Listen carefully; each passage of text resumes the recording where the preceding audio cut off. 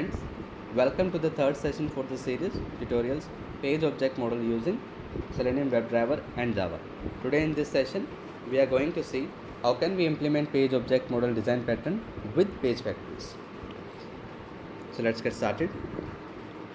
So we'll take the same example only, this source demo application, and we'll try to automate this test case basically we'll fill the valid credentials. The credentials are given here. This is the usernames and this is the password, and we click on the login button and we just validate that in the footer are we getting this message in a proper way or not. So let me just navigate to the IntelliJ. So in the second session we added those required dependencies like testng, Selenium, Java and WebDriver manager, right? So what we need to do is now basically let me just copy this only and create a new package. This is basically with page factories now.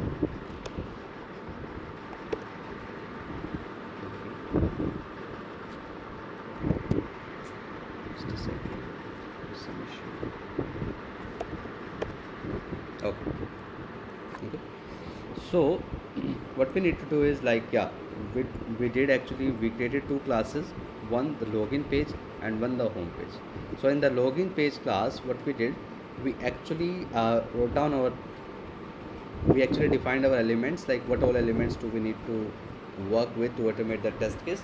So we needed like this textbook's username, this textbook's password and the button login.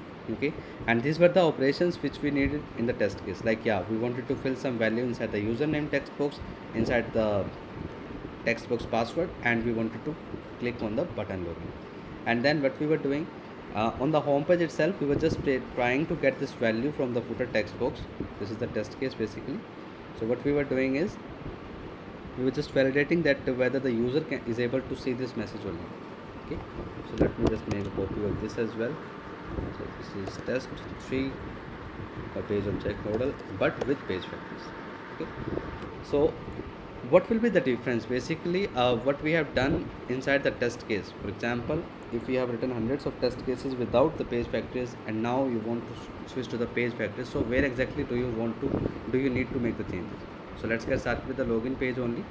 Okay, so see what happens when you work with the page factories. Okay, so the way with which we actually define these web elements will be different. Let me just comment this part. Okay, now let me just copy this first one, the textbook's username. Okay, in the page factories what will happen, you need to use some annotation like find by. Okay, maybe you can use this is coming from Selenium, not from testng. Find by. So by which approach, by which locator strategy you want to actually find this web element? So by id, right? So let me just put this id here. Id is equal to this one. Okay, just delete it. And what is it? This is a web element. This is a web element. Okay,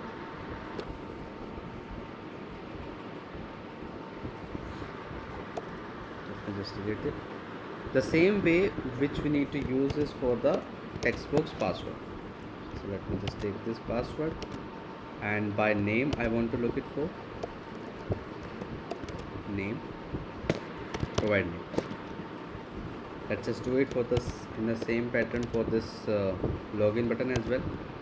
Button login, with which approach I'm trying to find this with XPath, right? XPath. Okay. Now inside the constructor itself, what you need to do when you are actually working with this page factories, you need to use one method called init elements, that is coming from the page factory only. So there is a class called page factory, it has a method called init elements.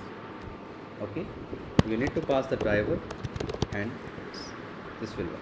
What will this do, like this method will do, this will actually initialize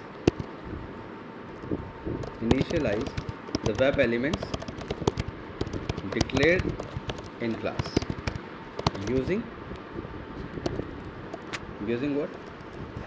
Using these annotations like find by, find all. There are others as well, but yeah, this will work for now. Now you don't need to write everything like driver.find element blah blah blah. Okay, in case of page factories, when you're working with page factories, So what you can do, you can directly write down here like I want to send keys. I want to fill some data inside this text box, so I do not need to write this driver.find element every time. I can do update here as well. So this is basically the password, text box password. Okay. Similarly, I can do it for the login.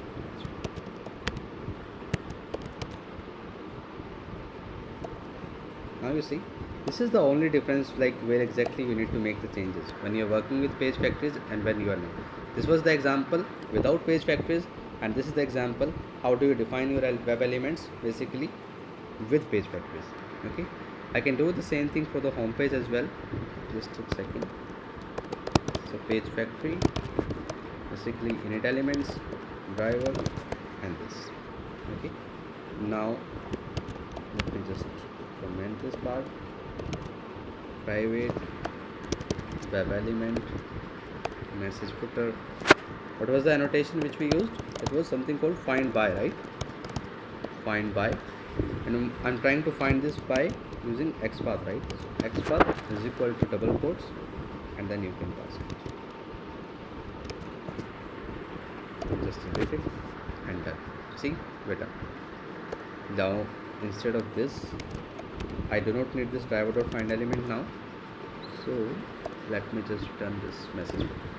Okay, and see, I've just copied this test case basically. Okay, I have not done any changes inside this test case, and if you try to execute this test case now, this should work fine.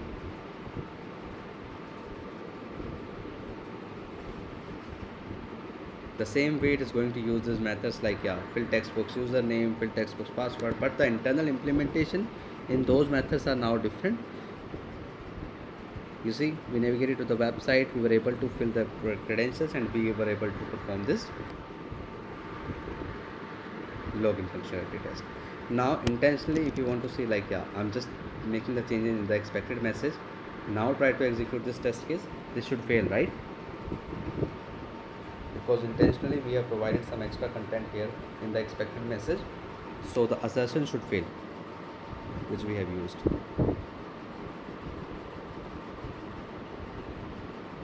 You see, it got failed. Why? We were expecting true, but it is false. Click here to see the difference.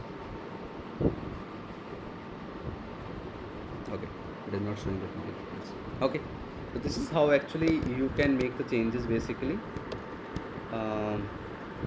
when you are working with the page object model with page factories, and that was for the without page factories.